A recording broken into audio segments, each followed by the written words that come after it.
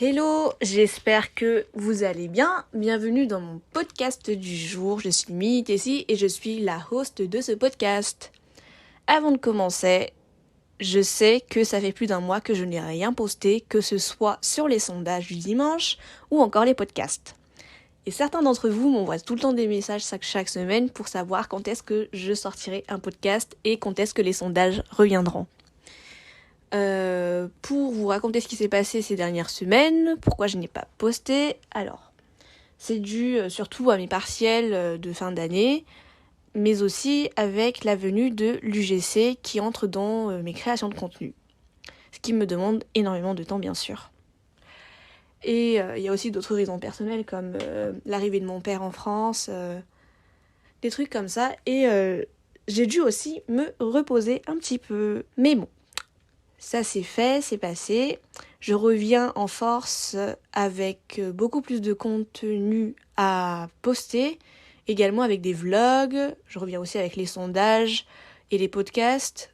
Et petite nouveauté, les contenus UGC. Aujourd'hui, on va se plonger au cœur d'une question qui intrigue tant d'entre nous. Pourquoi est-il si difficile de tomber amoureux de nos jours et de se lancer dans une relation ? Alors, l'amour, j'ai pas besoin de définir ce que c'est. Je l'ai déjà défini dans un autre podcast. Je suis amoureuse de l'amour, il me semble, si je me trompe pas. Vous pouvez retrouver ce podcast dans la playlist pour ceux qui s'intéressent. Dans cet épisode, en fait, on va explorer les multiples raisons qui font de cette quête amoureuse un défi dans notre société moderne. Et ce sont vraiment mes exemples à moi, c'est-à-dire moi ça fait très très longtemps que je me suis pas engagée et je me suis remise en question sur pourquoi en fait j'ai du mal à me lancer dedans. Alors, installez-vous confortablement, prenez un petit thé, un café, de l'eau, comme vous voulez, et des trucs à manger. Et on va partir à la découverte des mystères de l'amour à l'ère numérique, c'est-à-dire avec les réseaux sociaux ou encore les sites de rencontres. Alors, première raison, c'est l'illusion de l'abondance. Vous allez comprendre ce que je veux dire par là tout à l'heure au fur et à mesure.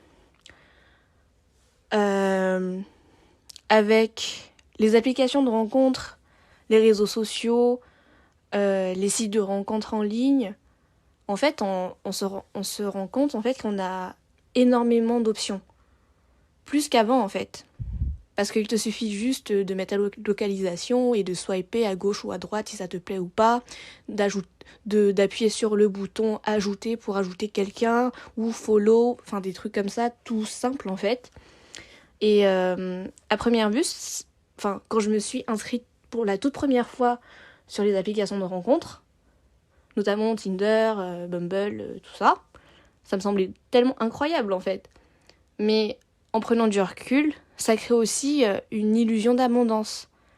Avec tant de profils et de possibilités à portée de main, on peut être tenté de croire qu'il y a toujours mieux ailleurs et ça nous empêche ainsi en fait de nous engager pleinement dans une relation. Alors ça, c'est mon expérience en tout cas. Je sais pas pour vous, n'oubliez pas de le dire en commentaire comment ça s'est passé pour vous sur les applications de rencontres ou encore en DM sur Instagram. Je répondrai et je lirai avec plaisir. La deuxième raison, c'est la peur de l'engagement. Mais bon, ça, je pense que c'est pas un secret pour tout le monde. On a tous un côté de nous qui nous dit j'hésite un petit peu avant de me lancer. Mais ça reste quand même un facteur en fait qui rend difficile le fait de se lancer dans une relation.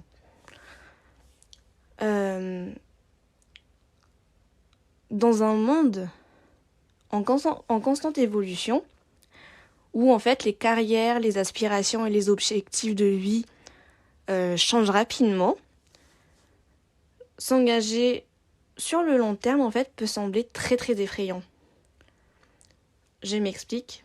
Il y a dedans la crainte de perdre sa liberté personnelle ou d'être pris au piège justement dans une relation insatisfaisante qui peut pousser beaucoup d'entre nous à rester sur la réserve et à éviter les relations sérieuses. Et cette peur aussi, en fait, elle se renforce avec les histoires de notre entourage ou les histoires qu'on entend pendant les soirées. Par exemple, pendant une soirée, t'as un pote qui est très bien bourré, il ne sait plus ce qu'il fait, il se pose et il te dit n'oublie pas, faut que tu ne dises rien à ma meuf, ne dis pas que j'étais avec vous en soirée, sinon elle va me tuer. Ou encore, un exemple bien précis que j'entends souvent. Ah mais hier c'était une dinguerie, la personne avec qui j'étais. Mais n'oublie pas de dire à mon mec que j'étais bien avec vous, hein. Faut pas qu'elle sache que je sois sortie, que je suis pas restée tranquille à la maison.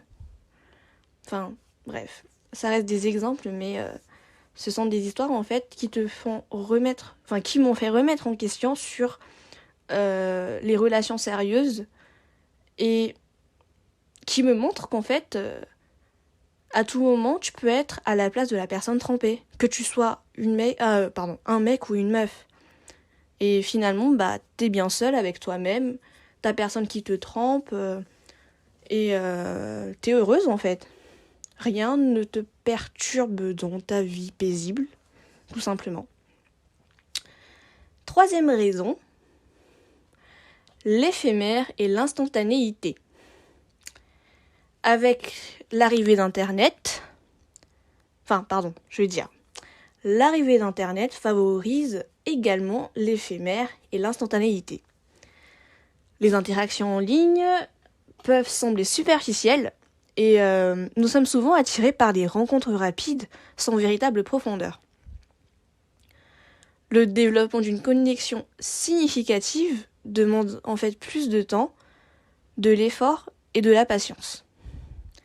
Mais cette culture de l'instantanéité peut nous amener à abandonner trop facilement en fait les relations qui pourraient évoluer vers quelque chose de plus profond et gratifiant. Les applis de rencontres, du coup, qui ont facilité le fait de rechercher un plan cul ou le plan d'un soir par rapport à une vraie relation, a renforcé justement cette instantanéité. Mais je ne dis pas qu'il n'y a aucune vraie relation qui s'est faite grâce à des applis, mais je pense que il y a plus de relations vite fait, bien fait qui se sont produites que de relations sérieuses sur les applications. Quatrième raison, il y a les exigences de la vie moderne qui ont changé énormément de choses et notamment la vision de l'amour. Et ça, cette raison, je pense que c'est quelque chose qui m'a énormément marqué.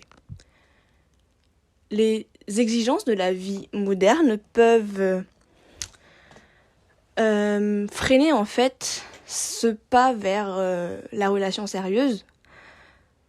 Tout simplement parce que les rythmes effrénés de nos vies, entre le travail, famille, amis et responsabilités, nous laissent souvent peu de temps pour rencontrer de nouvelles personnes et de développer en fait des liens significatifs.